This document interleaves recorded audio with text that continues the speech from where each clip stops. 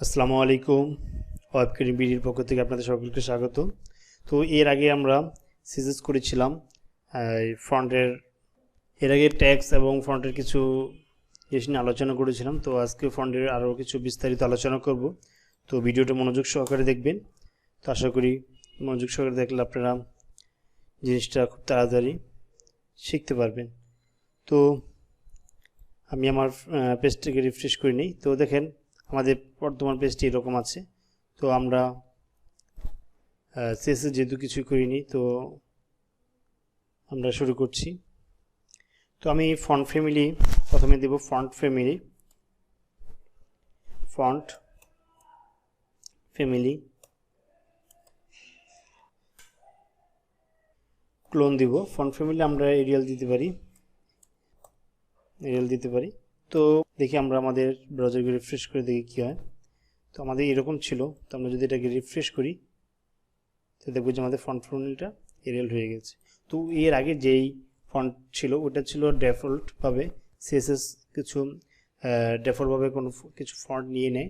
ওটা ডিফল্টভাবে ছিল। যখন আমরা আমাদের সিএসএসের মাধ্যমে আমাদের ফন্ট ফ্যামিলিটাকে চেঞ্জ করেছি তখন আমাদের ফন্ট ফ্যামিলিটা কি চেঞ্জ হয়ে গিয়েছে। তো এরকম এখন আমরা যদি এটাকে আরেকটু স্টাইল করি, আমরা যদি ফন্ট সাইজ দিই, এখন ফন্ট সাইজ দিলাম, ফন্ট সাইজ দিলাম আমি ধরেন 20 পিক্সেল। তো সেভ করলাম। এখন দেখব যে আমাদের 20 পিক্সেল প্রত্যেকটা ফন্ট থেকে একটা ফন্ট 20 পিক্সেল নিচে নেমে আসছে।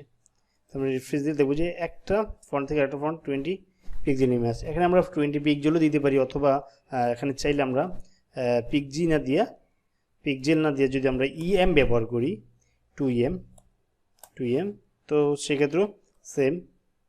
তো দেখি আমরা সেভ করি এবং রিফ্রেশ দিই, দেখব যে জিনিসটা 2em আরও নিচে নেমে গিয়েছে। তো সচরাচর 2em আমরা এখানে দিব।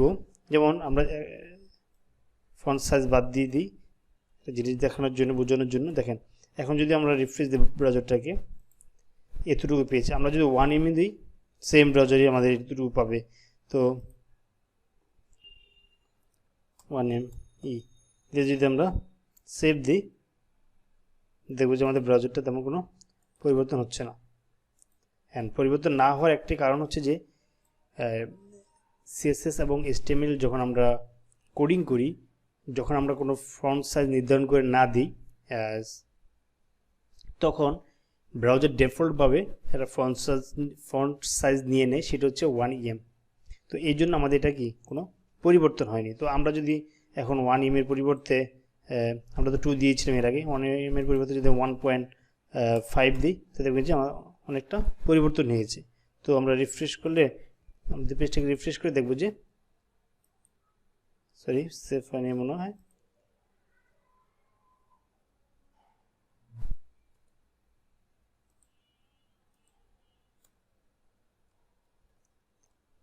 রিফ্রেশ করে দেখব যে আমাদেরটা অনেকটা পরিবর্তন হয়েছে। তার মানে 1 যে সাইজটা ছিল সেটা হচ্ছে ডিফল্ট সাইজ, ছিল। তো আমরা এখন আবার পেজটাকে রিফ্রেশ দিয়ে দেখব যে আগের পজিশনে চলে গেছে। তো আমরা পিক্সেল অথবা ইএম ব্যবহার করতে পারি ফন্ট সাইজ। এখন আসেন ফন্ট ওয়েটের ক্ষেত্রে আমরা ফন্ট ওয়েট কী ব্যবহার করব। ফন্ট ওয়েট যদি আমি ব্যবহার করি, এখানে ফন্ট ওয়েট ব্যবহার করলাম আমি এখানে বোল্ড। যদি বোল্ড ব্যবহার করি তো দেখব যে আমাদের ট্যাক্সগুলো কি একটু হালকা একটু মোটা এবং কি কালো হয়ে গিয়েছে, মানে বোল্ড হয়েছে। তো এটা হচ্ছে ফন্ট বোল্ডের কাজ। তো আমরা এটা ছাড়াও যদি আমরা আমাদের ফন্টকে ফন্ট স্টাইল দিতে চাই, ফন্ট স্টাইল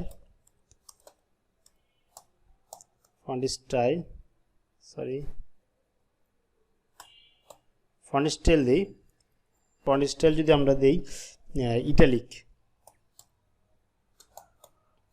ইটালিক, তাহলে দেখবো যে আমাদের লেখাটা একটু আগে থেকে একটু বাঁকা হয়ে গিয়েছে, মানে ইটালিক হয়েছে। এই যে দেখতে পাচ্ছেন চেঞ্জ হয়েছে। এখন আমরা আরও কিছু স্টাইল দিতে পারি আমাদের ফন্টকে। তো সেটা হচ্ছে আমরা যদি এখান দিয়ে পেন দিই, তো ফন্ট ভেরিয়েন্ট দিয়ে হ্যাঁ ফন্ট ভেরিয়েন্ট, তো ফন্ট ভেরিয়েন্ট যদি আমরা দিই স্মল ক্যাপস, হ্যাঁ, তো দেখেন স্মল ক্যাপস দিলে কি হয়, স্মল ক্যাপস হচ্ছে আমার যদি আমার এখানে প্রত্যেকটা বড় হাতে লেখা এমনিতেই অনেক বড় হবে, আর বড় হাতের লেখাটাও বড় হবে, বাট যেটা আমরা বড় হাতে লিখেছিল সেটা আরও বড় হবে। দেখেন প্রথমত সবগুলো বড় হাতের হয়েছে, তারপরে প্রথম যে বড় হাতে লেখাটা ছিল সেটা আরও বড় হয়েছে। দেখেন এই যে এখানে মার্কেটিংয়ের এমটা বড়, এসইও বড়, ফেসবুকের বড়, এই যে মার্কেটিংয়ের বড়, ইউটিউবের ইউ বড়, এম এ মার্কেটিংয়ের বড়। তো এখানে যে এইটার কাজ হচ্ছে যে মূলত প্রথমত প্রত্যেকটা হচ্ছে বড় হাতের হবে, এবং যেটা আমরা বড় হাতের এমনিতেই লিখেছি সেটা আরও বড় দেখা যাবে। এটা হচ্ছে ফন্ট স্মল ক্যাপসের কাজ। তো টেক্সট ট্রান্সফর্মার, আমরা টেক্সট ট্রান্সফর্মার ব্যবহার করতে পারি।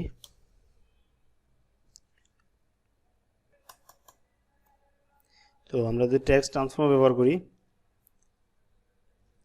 এখানে টেক্সট ফর্মার যে আমরা ব্যবহার করলাম হচ্ছে লোয়ার কেস হচ্ছে যে আমরা যেই অক্ষরই দিই না কেন এখানে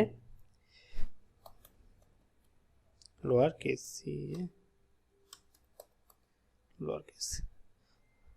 আমরা যেই ফন্টে এখানে ব্যবহার করি না কেন আমাদের সবগুলো ছোট হাতের অক্ষর চলে আসবে। দেখেন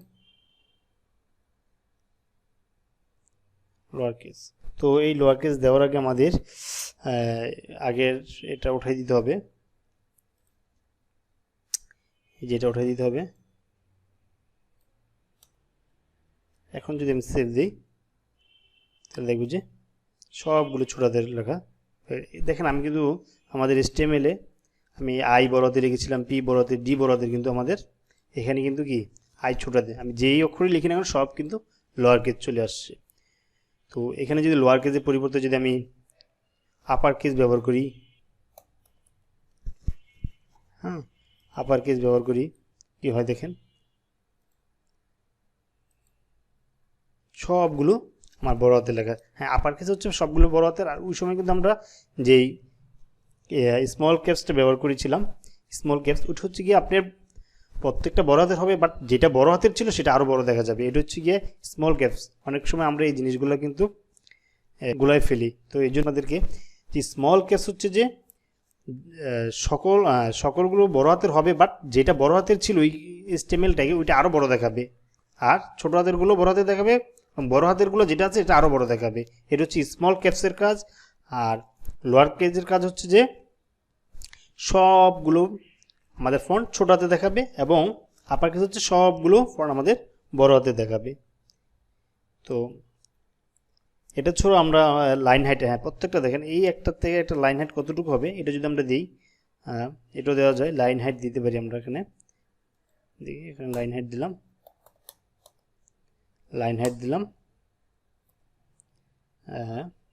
10 পিক্সেল, দেখি একটা লাইন থেকে একটা লাইন 10 পিক্সেল সরে যাবে। তো দেখেন একটা লাইন থেকে একটা লাইন যদি 10 পিক্সেল সরে যায় তাহলে দেখেন একটার থেকে কিন্তু আরেকটা উপরে চলে আসছে। তাহলে আমাদের লাইন হাইটটাকে আরও, আমাদের ইন্সপেক্টর এলিমেন্টে যাই, আমরা এখান থেকে আমাদের লাইন হাইটটা চাইলে বাড়াতে কমাতে পারি। লাইন হাইট এখানে আমি যদি আমাদের কিবোর্ডের অ্যারো কিয়ের চাপি, তাহলে অ্যারো কি চাপলে দেখেন আমাদের লাইন হাইট কিন্তু ইচ্ছে মতো আমি বাড়াতে পারি কমাতে পারি। এটা হচ্ছে লাইন হাইট, মানে একটা লাইন থেকে একটা লাইনের কতটুকু জায়গা ছেড়ে দিবে। তো থাক এতটুকুই। তো আমরা জানি যে 47, চাইলে এটা আমরা এখান থেকে কপি করে এখান থেকে নিয়ে যেতে পারি, অথবা আমি আমাদের CSS করে সরাসরি গিয়ে এখানে 47 লিখে দিতে পারি যদি এই সাইজটি আমি রাখতে চাই। তো আমার ইচ্ছে মতো আমি অন্য সাইজ নিলে সমস্যা নেই, দেখবো যে আমাদের কি কোনো পরিবর্তন হয়নি। তো এটা হচ্ছে যে লাইন হাইটের কাজ। তো CSS মূলত হচ্ছে আমরা যতটা ছোট পারবো ছোট করব। তো আমরা এগুলো ছাড়াও আমরা চাইলে আরও ছোটোভাবে আমাদের স্টাইলগুলো দিতে পারি। তো আমরা আরও কীভাবে দিব সেটা একটু দেখি। যদি আমি এখানে লিখে দিই, এগুলো আমি কেটে দিলাম, ধরেন এটা আপাতত এখন দরকার নেই। আমি সেভ করলাম। সেভ করলে আমরা পেজটাকে রিফ্রেশ করি, আগে যেরকম ছিল এরকম। এখন যদি আমরা ফন্ট লিখি, ফন্ট লেখার পরে আমরা কোলন দিলাম, কোলন দিয়ে লিখলাম ইটালিক, কোলন দিয়ে লিখলাম ইটালিক, তারপরে লিখলাম স্মল ক্যাপস, স্মল ক্যাপস, দেন লিখলাম বোল্ড, একটা স্পেস দিলাম, লিখলাম বোল্ড, তারপর একটা স্পেস দিয়ে লিখলাম হচ্ছে 26 পিক্সেল, দেন লিখলাম এরিয়াল এবং একটা সেমিকোলন ব্যবহার করব। এবং আমি যদি পেজটাকে রিফ্রেশে দেখব যে আগে যেভাবে আমরা কাজ করেছিলাম সেমভাবে আমাদের কাজ হয়েছে। যে এর আগে আমরা যে স্মল কেস ব্যবহার করেছিলাম যাদের ফুল হাতে লেখা হওয়ার জন্য, এটা যদি আমরা এখান থেকে কেটে দিতে চাই, যে এটা সেটা আমরা কি এখান থেকে কেটে দিতে পারি। কেটে দিলে দেখা যাচ্ছে, এবং যদি আমরা পেজটাকে রিফ্রেশ করি দেখব যে আগের মতন হয়ে গেছে। তো আমরা চাইলে এইভাবে আমরা আমাদের CSS মাধ্যমে স্টাইল দিতে পারি।